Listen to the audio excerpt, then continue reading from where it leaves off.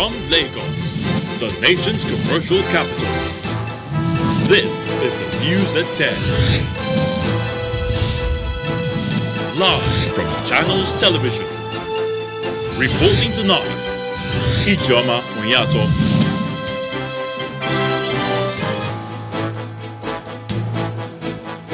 Hello and welcome. Northeast governors call President's attention to rate of recruitment of more members by Boko Haram insurgents. Independent National Electoral Commission to appeal appellate court ruling which overruled its decision to deregister some political parties. Attorney General of the Federation and Minister of Justice denies corruption allegation, seeks redress in court. And Lebanon government resigns amid public and international outcry following Beirut explosion. Plus business, sports, and later on news from our studios in London. On business news tonight, President Muhammadu Buhari signs instrument to enable the establishment of an African trade insurance agency. On sports news tonight, Atletico Madrid cleared to make the trip to Portugal for the Champions League last 8, despite 2 players testing positive for COVID-19.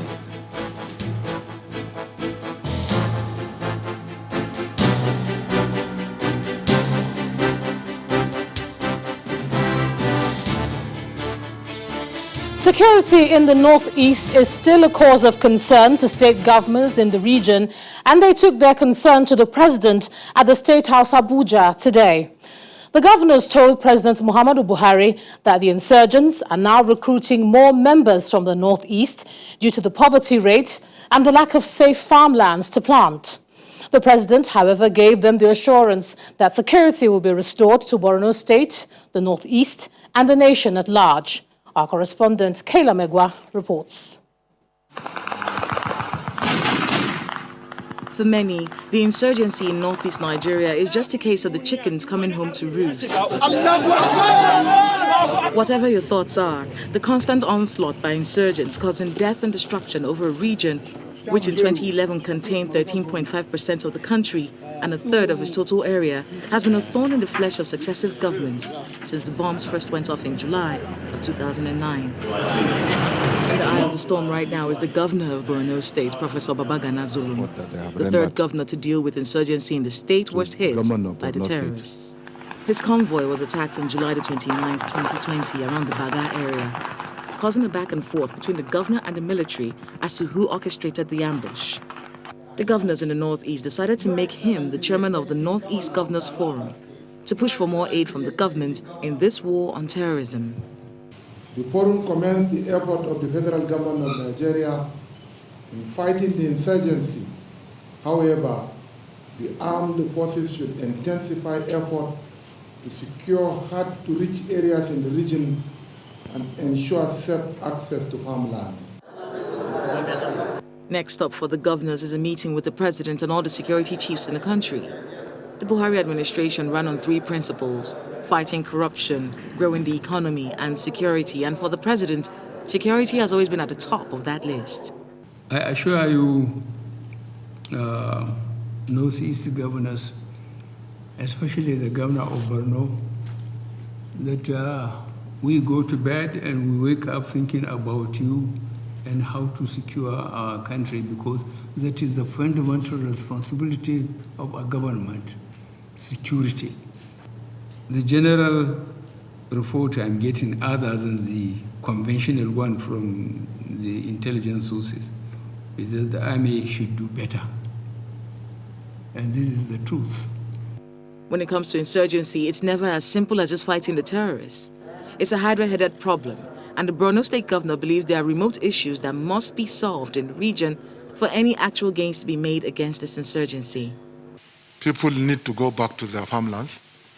People need to be resettled in their original homes so that they can start their means of livelihood. This is one of the reasons why the insurgents are recruiting more into the sects. For the governors of the Northeast, these efforts to uplift their people in the height of an insurgency and a pandemic may be coming late, and it must serve as a cautionary tale for governors all over the country. Kayla Megwa, Channels Television News. And a similar concern is being raised by governors of the Northwest states. But unlike the Northeast, where insurgency is rising, the Northwest is facing increasing cases of kidnapping and banditry. Governor Aminu Mazari of Katsina and his counterpart from Zamfara State, Bello Matawale, are both adopting new options of engaging traditional rulers and community leaders to end the scourge. Katsina, Sokoto, Kebbi, Zamfara, and Kaduna states in the northwest are under siege by bandits, armed robbers, kidnappers, and cattle rustlers. This situation has more than anything drawn attention to the need for those in authority to address the menace as a matter of urgency.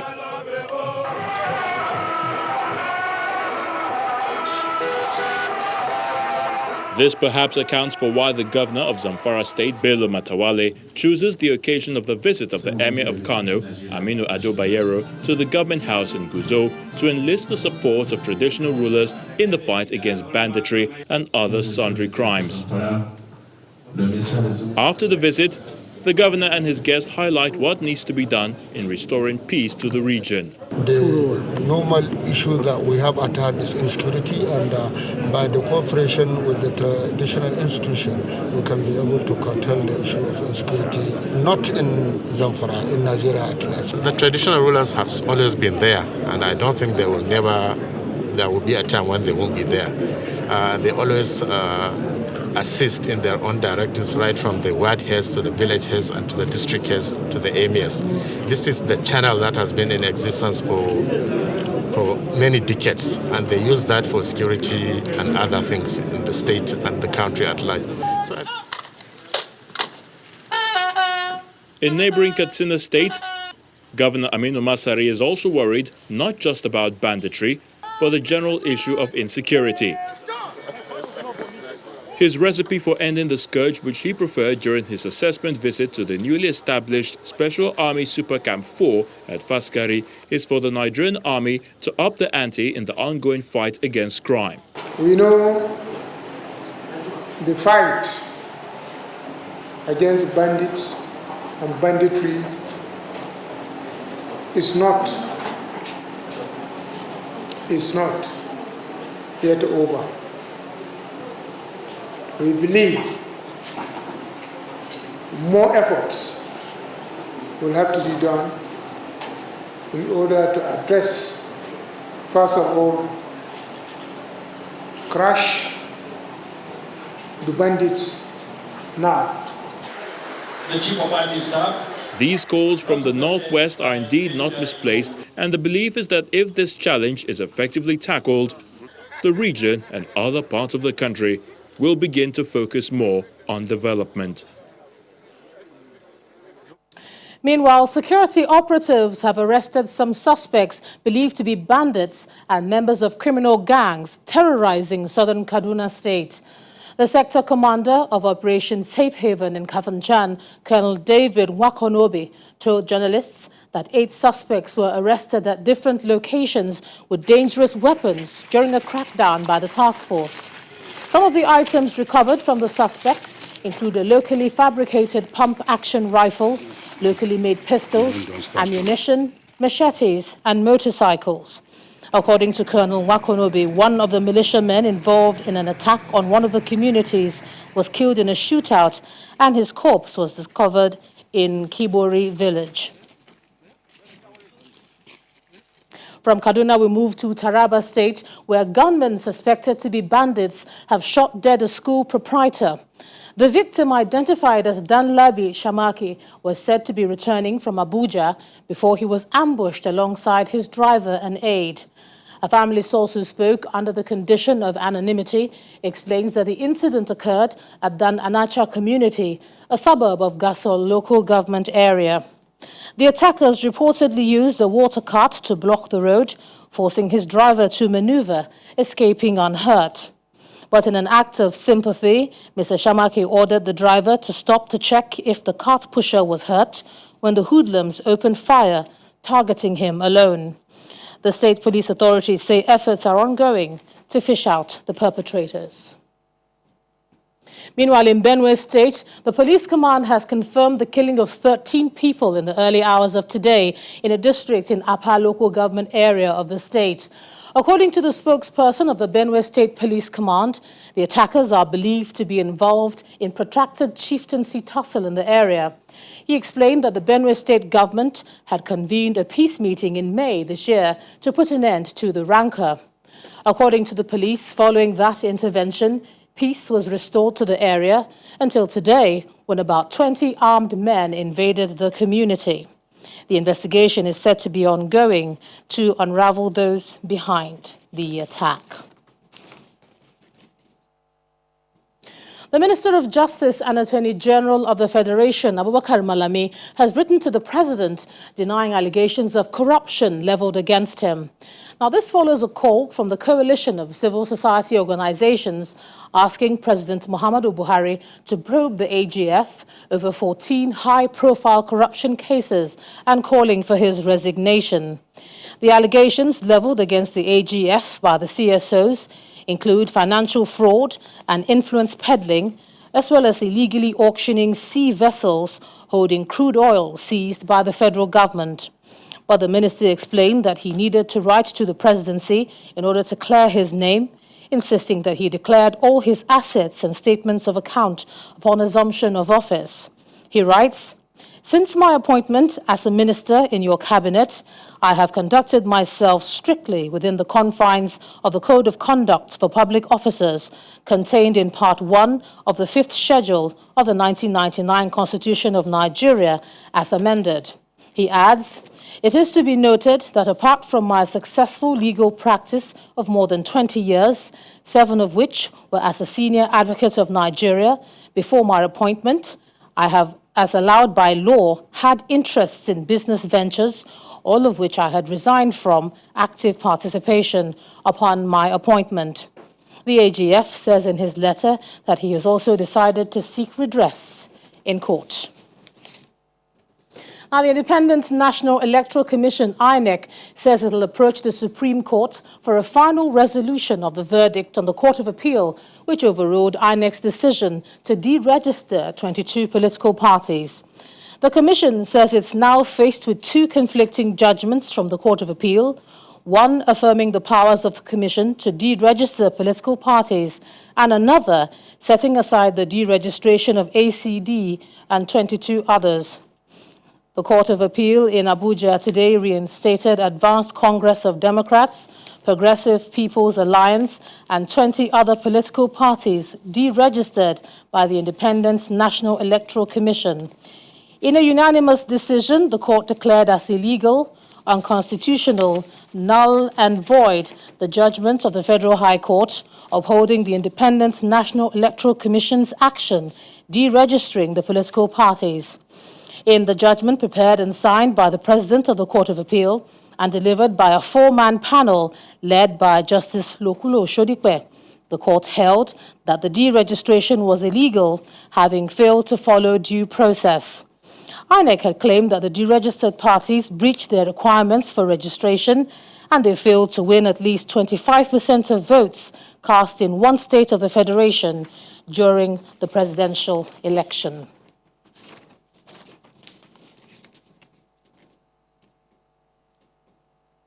We'll take a look at some politics now. The National Consultative Front has decried the insecurity, high unemployment rate, and collapse of social infrastructure, among others, that have characterized the country. One of the leaders of the group, former Speaker of the House of Representatives, Gali Umar Naaba, is of the opinion that the political class has not been able to rise to the challenge, hence the need for urgent political action, where citizens will be able to meet their basic needs. According to Mr. Naaba, the National Consultative Front was formed to pursue the onerous task of rescuing the country from collapse. In part 2, after the break, ruling People's Democratic Party and main opposition, the APC, continue intense campaigns in Edo State ahead of next month's governorship election. That's in a moment. Do join us again.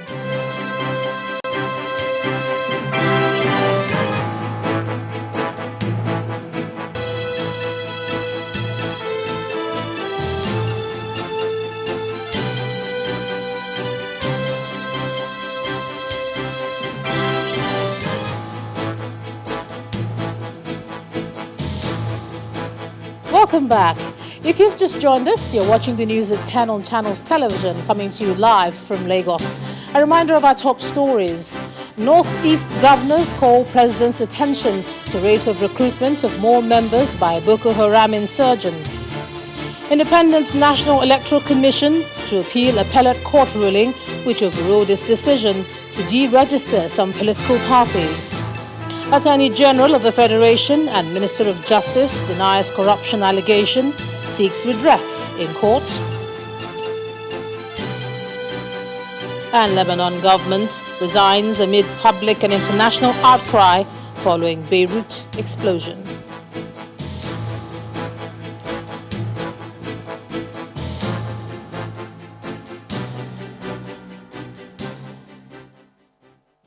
Our website, channelstv.com, has more information on our top stories and others.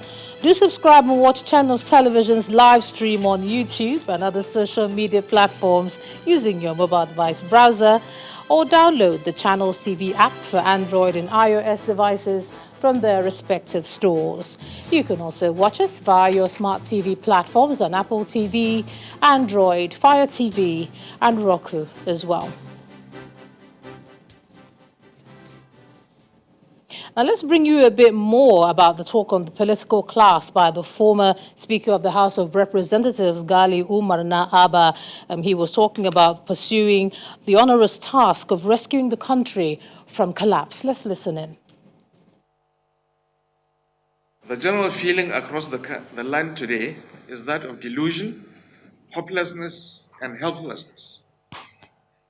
The agony and anguish of Nigerians about the deplorable state of our nation is palpable and worrisome. The feeling also on the part of many Nigerians is that the days ahead as a country are numbered. We as Nigerians of conscience have resolved to take urgent action to neutralize and end our unfortunate narratives by coming together under the umbrella of National Consultative Front to collectively pursue the onerous task of rescuing and saving our country from this ominous slope into total collapse. This is intended to be achieved through massive nationwide consultations and mobilization with a view to taking back our common patrimony and place it in the hands of a new generation of selfless, disciplined, and competent political leaders of conscience in Nigeria. Staying with politics now, the All Progressives Congress has continued its campaign today with a visit to 3 local government areas in Edo's Central Senatorial District. During the visit, APC leaders and its governorship candidate Osage Izeyamu told traditional rulers from Esan land at the Palace of Onoje Igweben local government that the party, through its candidate, hopes to return Edo to the path of growth and prosperity if given the opportunity to lead the state. It's the APC's first outing after officially flagging off its campaigns for the Edo governorship election. The tour begins at Edo Central Senatorial District with Igweben local government as the first port of call.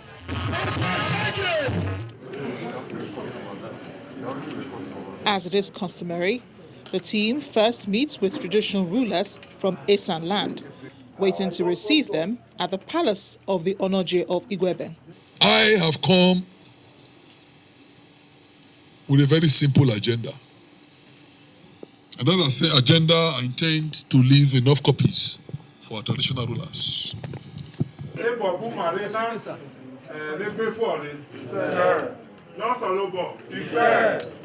I myself as a governor, where they go to jail, where they penalty.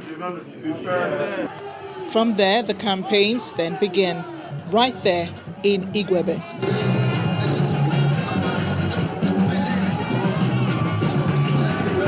When we come government, we will provide security. Our vigilante groups will send money to them. We will send hillocks to them. Our people can go to farm, nobody will molest them. Without security, there can be no progress. We will provide security. also addressing supporters in Ubiaja, Esan Southeast and Uromi in Esan Northeast local government areas.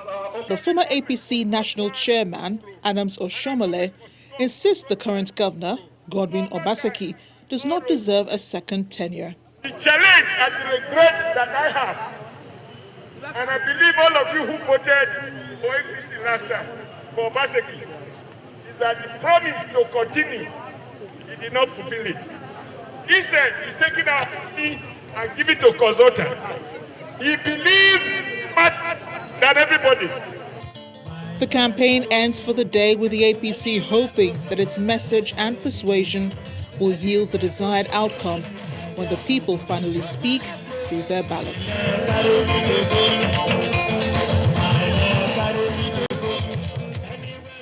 Meanwhile, the campaign trail of the People's Democratic Party also continued today as the incumbent governor continues the tour of various wards in Isako, central local government area of the state, promising more development in agriculture and infrastructure. The campaign was halted a bit last week following the crisis that rocked the State House of Assembly. The palace of Oliola of Anegbete is the first stop. A welcome party receives the People's Democratic Party PDP team. Governor Obaseki is here to seek royal blessings ahead of the September 19 governorship election.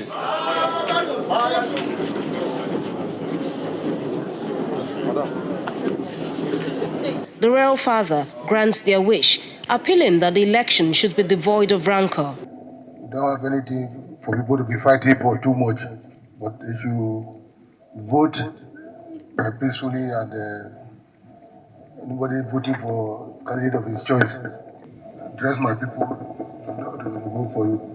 As we look ahead, with the changes we see in the world and in particular Nigeria, the emphasis is going to shift to places like Anegbete. The trek from the palace to the first campaign grounds is a short one. The rally is a major featuring wards 9 and 10. The chairman of the campaign council, Mr. Dan Obi, believes the large turnout here represents acceptance by the people. Our mission is to thank you for demonstrating this level of support for the re-election of Governor Godwin Obaseki and his able deputy, Honorable Philip Shaibu. The PDP candidate says things will get better if he continues in office. It is important that you have electricity. It's important that I do the roads to Somegbe and all the areas where you grow rice. Because Nigeria needs food.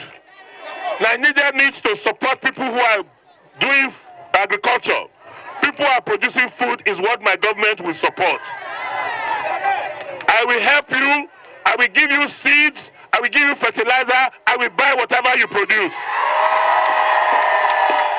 The PDP is confident that it will receive more converts as its campaign train continues its journey.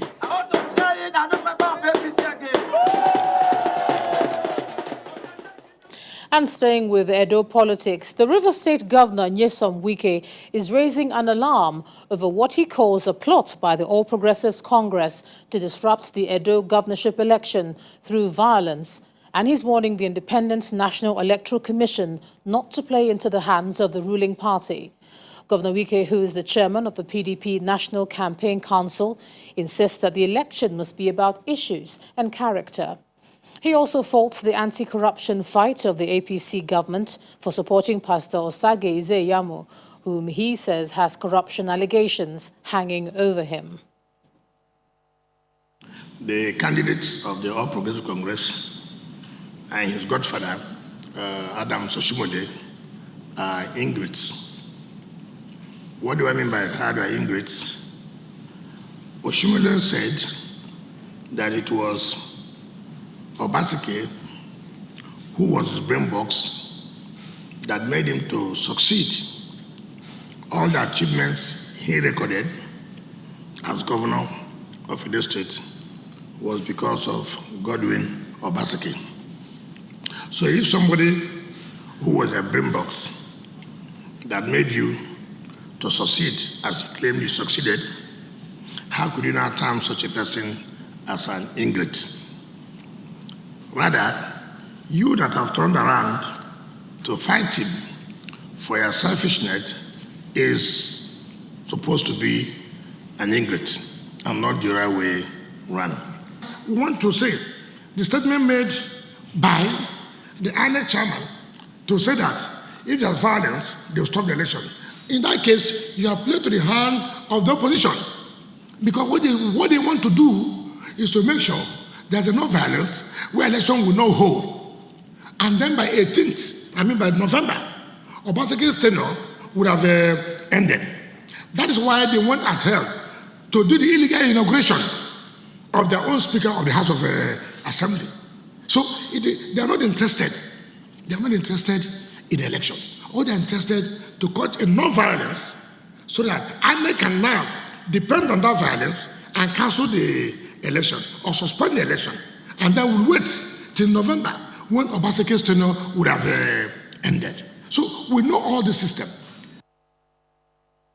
Meanwhile, the Media Campaign Council of the APC in Edo State has described the claims by Governor Wike as negligible.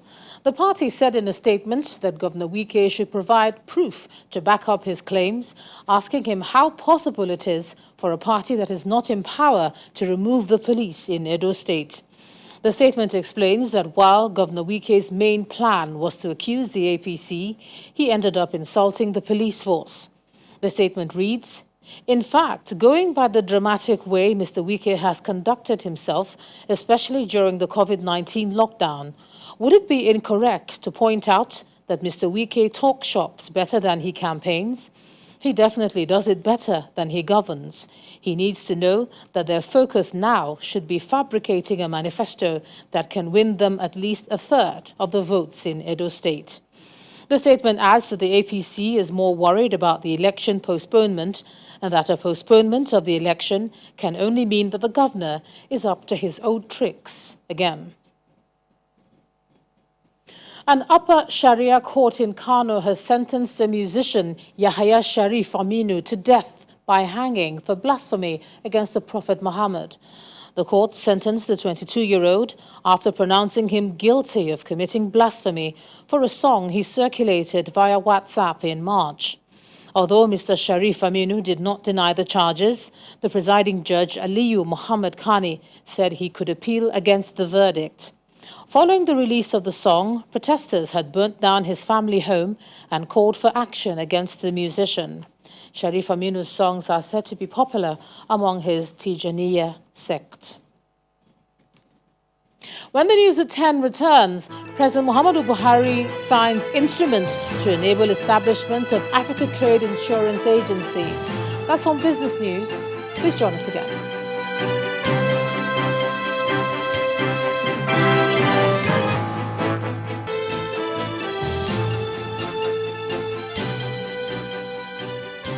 Welcome back to the news at 10. We continue with our coverage of the COVID-19 pandemic. The Presidential Task Force on COVID-19 says the increasing fatality rate in Nigeria should be a wake-up call for all citizens to take the non-pharmaceutical interventions, such as the use of face masks and alcohol-based sanitizers, seriously. The chairman of the task force, who doubles as the secretary to the government of the Federation, Mr. Boss Mustafa, insists the recent low cases reported do not in any way mean that Nigeria is flattening the curve. According to him, there's a great need to increase testing for the virus.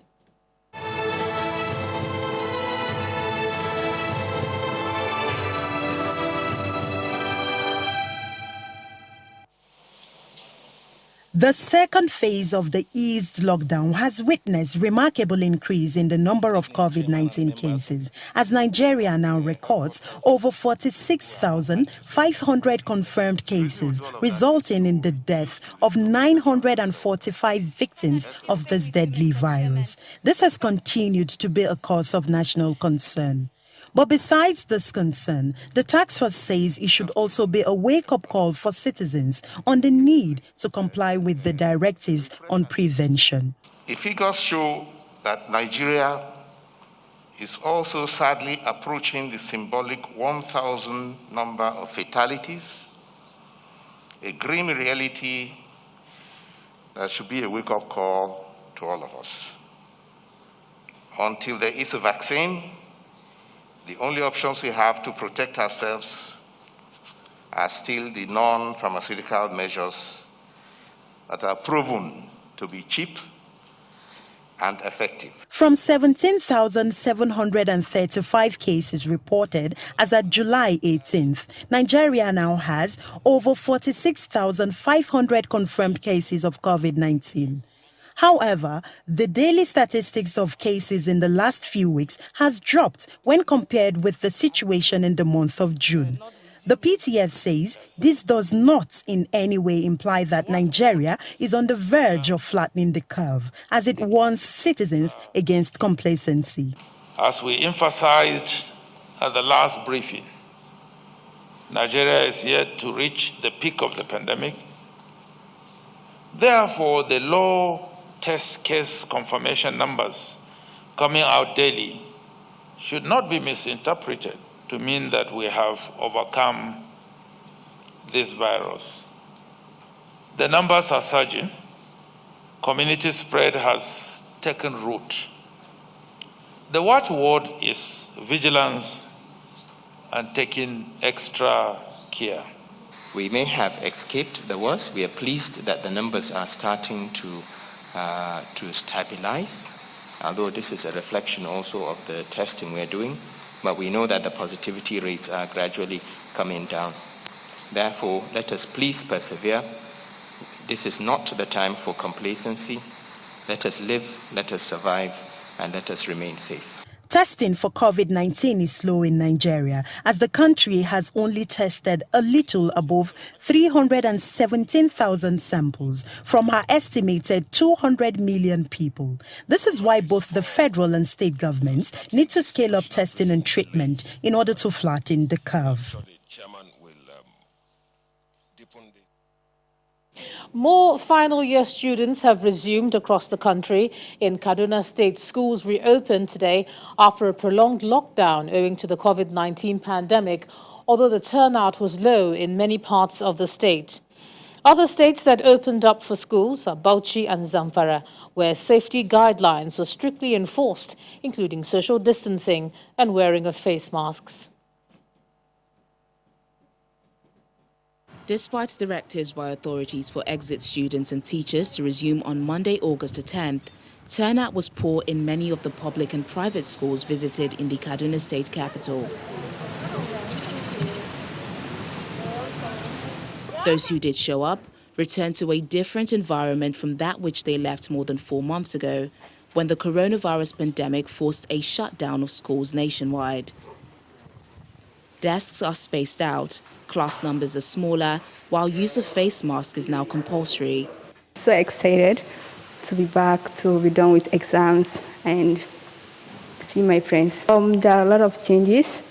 The hand sanitizer, the washing of the hands, and the social distance, which is so good. We are prepared because we have enough classes to accommodate the students. And we have already observed the distance in the social distancing. We make the student into 15 per class, according to their subjects. Exit classes also resumed in Bauchi State with strict observance of safety protocols.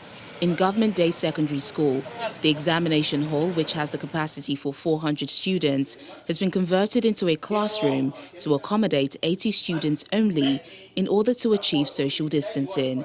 The students are not allowed to come into the school without washing their hands and without the using of face masks. The Ministry of Education supply enough face masks for the students.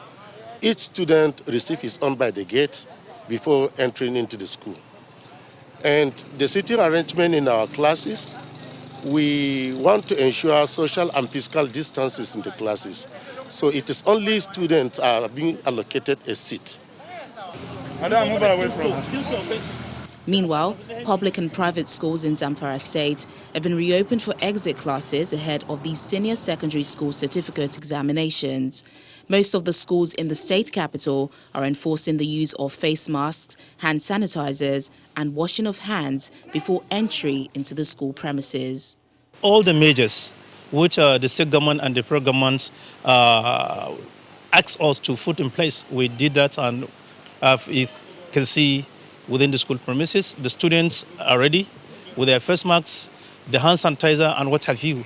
Even the school itself, we have everything in place.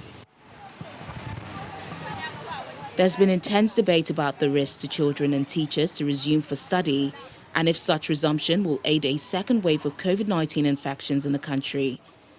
Authorities in charge of managing the pandemic have continued to allay fears of the public that there will be strict monitoring of adherence to the COVID-19 protocols to ensure the health and safety of students, teachers, and other administrative staff is not compromised. A blue-eyed lady in Ilorin is lamenting how she and her two daughters, who also have the same eye color, are being discriminated against and mocked by society. Though medically it was proved that they are normal but only have rare eyes, their abode has, however, been turned into a tourist center by different bodies to render help after being abandoned by her husband. Ayegbami, a community in Ilorin, Kwara State capital, mostly inhabited by settlers in Kwara. This is where Riskat Aziz, an indigene of Oyo State, resides with her parents after being abandoned with two daughters by her husband. She was born with rare blue eyes, and the husband could not bear it when she also gave birth to two daughters with the same situation. I was born like this, and it's not disturbing me because I see normally. My daughters and I, we have never been to hospital as a result of eye problems. She and her daughters have been subjected to several snide and discriminatory remarks from neighbors and family members over the color of their eyes. According to her parents, medical doctors were contacted over the situation right from childhood, and they assured them of the perfect condition of her eyes. I thank God today that constant jests from family members and neighbors have turned positive and happy ending.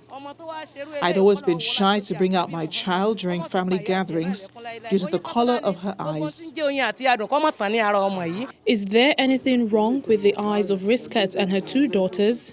Problem that has to do with kind of genetic disorders actually, and which is usually hereditary. That's why you see the mother having the blue eye and the children also having it.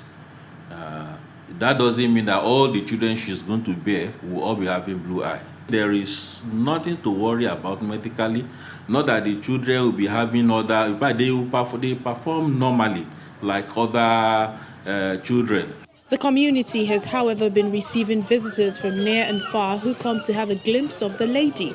Riskat has no source of income at the moment, but the state government and the State House of Assembly are here to address the situation. On behalf of myself and my family, we want to also tell you that we facilitate. It's also part of our responsibility to cater for their challenge, if need be. That is why I'm here to at least to showcase with their challenge and to tell them that they are not going to be left alone. On behalf of Tony Saraki. With several help coming for Riskat and her daughters, one wonders if she will eventually accept an apology from her husband if he comes back. Well, let's take a look at some business news for the day. Here's Anne Wilder.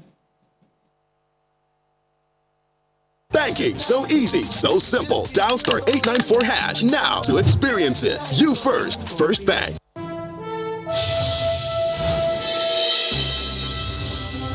Thank you, Ijoma. Hello and welcome to Business News.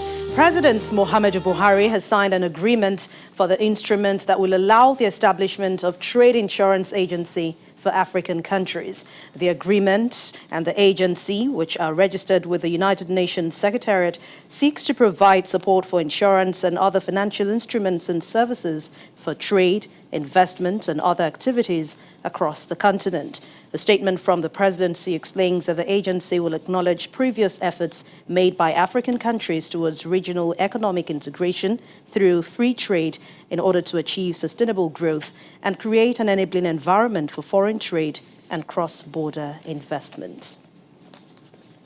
And talking about investments, the Minister of State for Petroleum Resources, Mr. Timipre Silva, has reiterated the federal government's resolve to improve investment and domestic use of the nation's gas resources. Speaking at the launch of the Nigerian Gas Transportation Network Code online platform in Abuja, Mr. Silva explains that this initiative is expected to serve as a component for gas business and transactions in the domestic gas market. Nigeria is endowed with abundant natural gas resources, which in energy terms is in excess of the nation's proven crude oil reserve. The current reserve estimate of the Nigerian gas is over 120 trillion cubic feet, with about 50-50 distribution ratio between associated gas, AG, and non-associated, with only a small fraction of this quantity currently being utilized. In order to diversify its revenue base and reduce the huge loss of valuable resource, as well as the degradation of the environment as a result of flaring, the federal government has launched the Nigerian Gas Transportation Network Code online platform, which is aimed at competitive access to gas transportation infrastructure and development. The implementation of the network code, which is a set of rules and principles guiding the use and operations of the gas transportation network system, will deepen the domestic gas market and unleash the potential of accelerated growth and economic development for our dear nation. With the launch of the online portal, industry experts are hopeful that the nation's gas sector will be better for it. The latest move, according to them, is expected to drive more investment and gas utilization in the country. This is the beginning of progress for our industry, particularly for the gas industry, because without this, without having the infrastructure to transport gas from source to end users, it would have been wasting our time and definitely not getting the value. We want to use this to guarantee investment. We want also use this to enable participation, because when we issue license, investors will come. When we issue permit, we enable participation. An agreement is thereafter signed by players in the gas sector who will be facilitating the initiative to drive the process. Hopefully, the initiative will shore up the nation's revenue base, deepen investment, as well as provide opportunity for local gas consumption. And let's head to the stock market, where the market has kicked off the second trading week in the month of August with a marginal drop. That's despite a positive market breadth after profit-taking hit the shares of Boa Cement, two big banks, and some mid-cap stocks. Layo Adegoke has the details.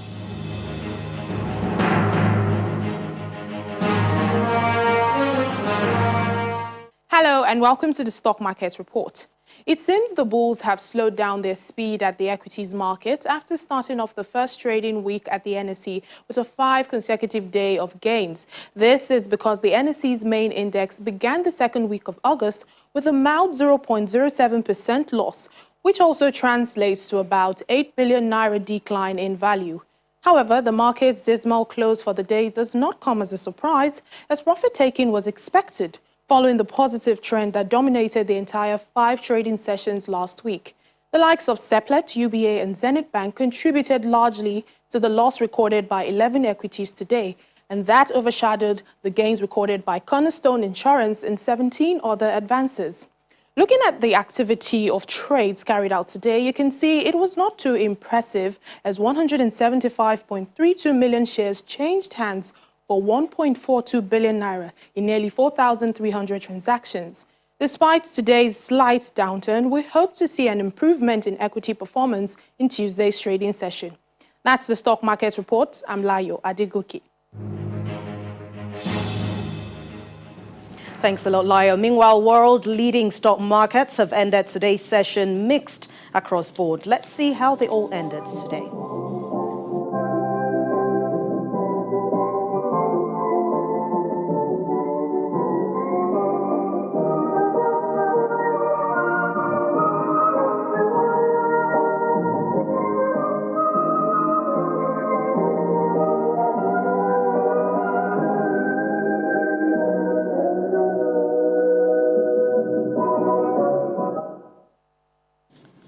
Thanks for watching Business News Tonight. I'm Anne Nwawadu. It's back to you, Joma.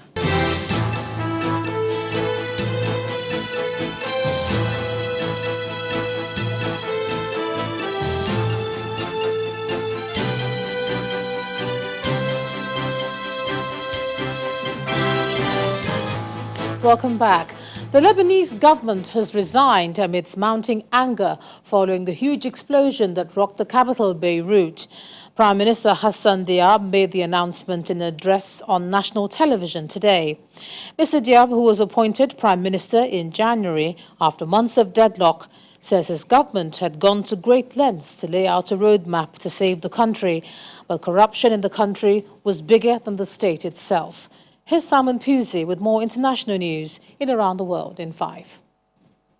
Good evening and welcome to the Channel Studios here in London with your international news around the world in 5. The main opposition candidate in Belarus's election has rejected the official results that gave President Alexander Lukashenko a landslide victory, describing it as massively rigged.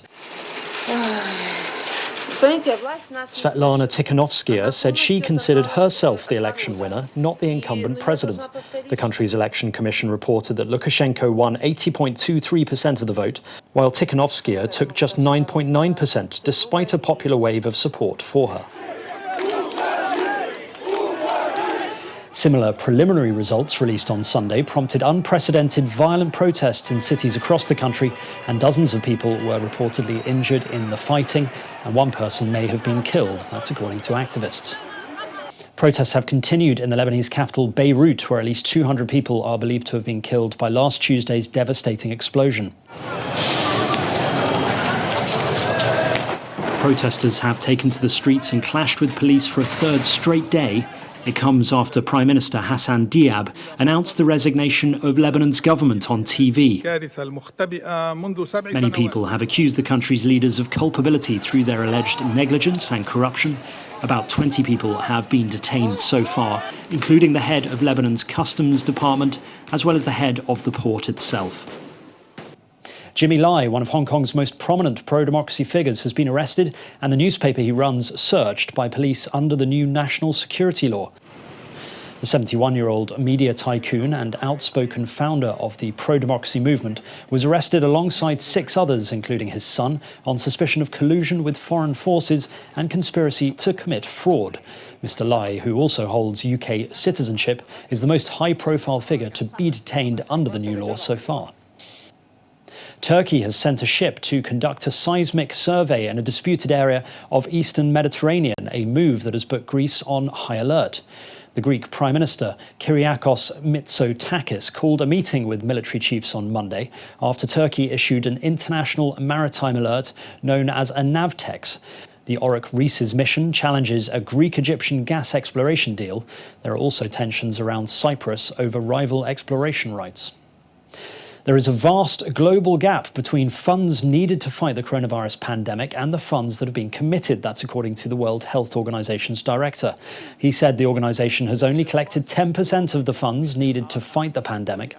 Almost 20 million people have been reported to have been infected by COVID-19, and almost 750,000 have died globally so far. The Mauritian Prime Minister has warned that the damaged ship leaking oil off Mauritius could break up, threatening an ecological and economic disaster. More than 1,000 tons of fuel has been seeping from the bulk carrier MV Wakashio into the sea off southeast Mauritius, polluting the coral reefs and sand beaches visited by hundreds of thousands of tourists every year. In Indonesia, Mount Sinabung volcano has started erupting, with a giant cloud rising 5 kilometers into the sky, sparking concerns over possible lava flows. Dramatic footage showed a huge plume of thick ash rising from the peak of the mountain. Authorities have warned local residents and tourists to stay outside a 3-kilometer radius of the volcano and to wear masks to minimize the effects of falling volcanic ash.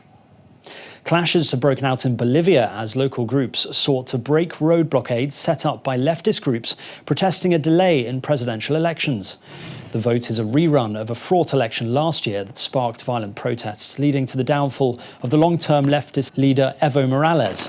Mr. Morales, currently exiled in Argentina, has called for the election to be held on September the 6th, as previously planned, but the Electoral Tribunal postponed the date due to coronavirus concerns. Houses in Yemen's UNESCO-listed city of Sana'a have collapsed under heavy rains after months of floods and heavy storms. Around 5,000 building roofs are now leaking, and at least 111 houses have either collapsed or partially collapsed in recent weeks. Further floods are expected to cause further havoc across the country, which is already reeling from 5 years of civil war. And finally, Kenya's famed wildebeest migration has begun, but this year there will be no tourists to be watching due to coronavirus travel restrictions. Masai Mara National Reserve is usually crowded with international tourists hoping to see a pride of lions during the annual wildebeest migration, but this year COVID-19 means there are very few or no foreign tourists. This is, of course, bad for conservationists who rely on the funds to pay for rangers and protection, but it's a positive for many local Kenyans who this year got to see the animals up close and personal, all to themselves. And that's your international news around the world in 5. Now back to the Channel studios in Lagos.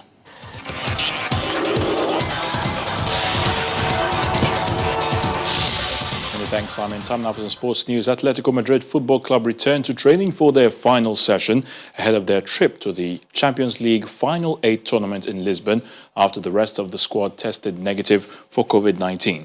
The club's morning session was postponed and their plans to travel to the Portuguese capital were put on hold after 2 players tested positive for the virus on Sunday. In the UEFA Europa League, Inter Milan beat Bayer Leverkusen 2-1 with goals coming from Nicolo Barella and Romelu Lukaku to reach the semi-finals of the competition. Antonio Conte's side will face the winner of Shakhtar Donetsk versus Basel in the semi-final on August the 17th in Dusseldorf. Elsewhere, Manchester United beat FC Copenhagen 1-0 after extra time, courtesy of a Bruno Fernandes penalty.